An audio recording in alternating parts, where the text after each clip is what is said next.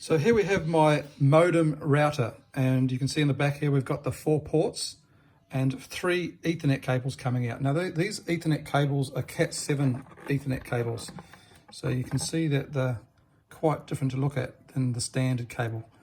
I mean, if I pick up the old blue cable here, show you the standard connection, that's what you're used to using. Most people will be using Cat5, Cat6 cables, and they're not shielded and they emit a lot of electric fields, very high levels of electric fields that can make people feel quite ill. So I use Cat7 shielded cable, and which look like that.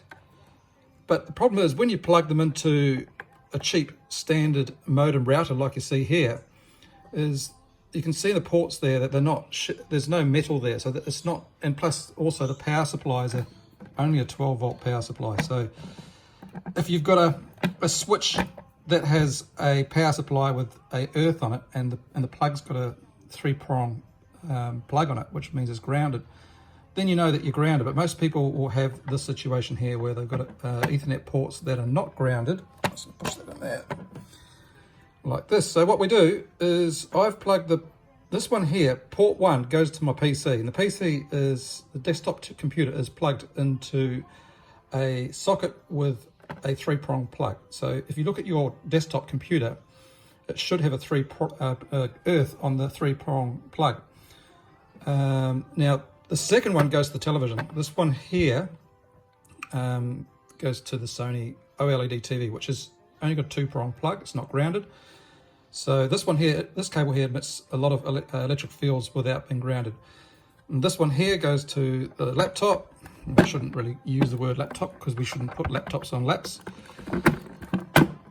So that there in that configuration will emit very high electric fields from this cable and this cable from port 2 and 3.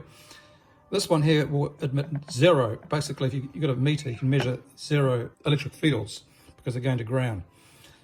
Well, 0 electric fields from the actual cable sheath.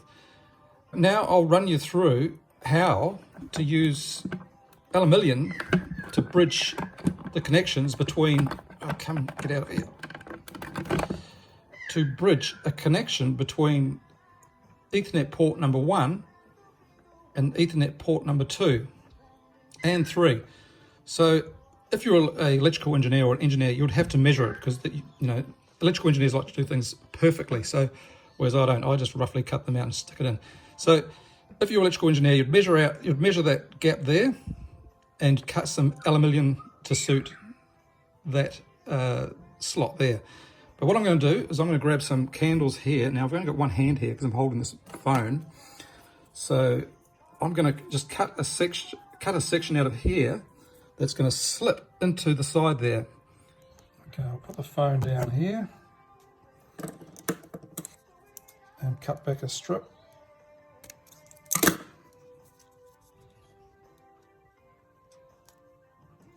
Actually, I'll come back this way.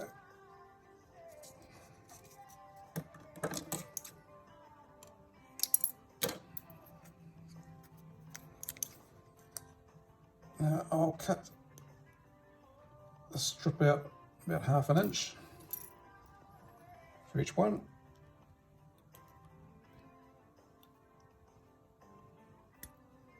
So there we have it, 2 aluminium strips.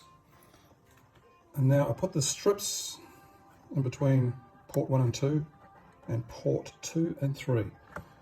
Now I'll try and do this with one hand and holding a phone at the same time. There we go. If I can do it with one hand holding a phone at the same time, you can do it with 2 hands. There we go, put that one there, sticking to my finger. There we go, I'll give it a pinch.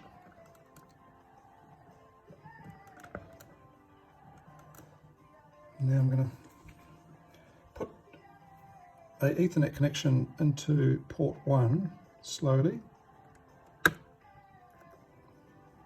And then I'll just fold that in with the scissors.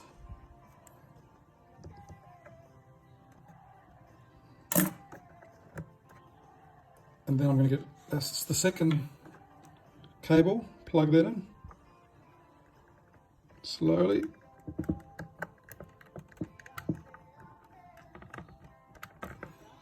do the same here. I'm just going to fold that back in.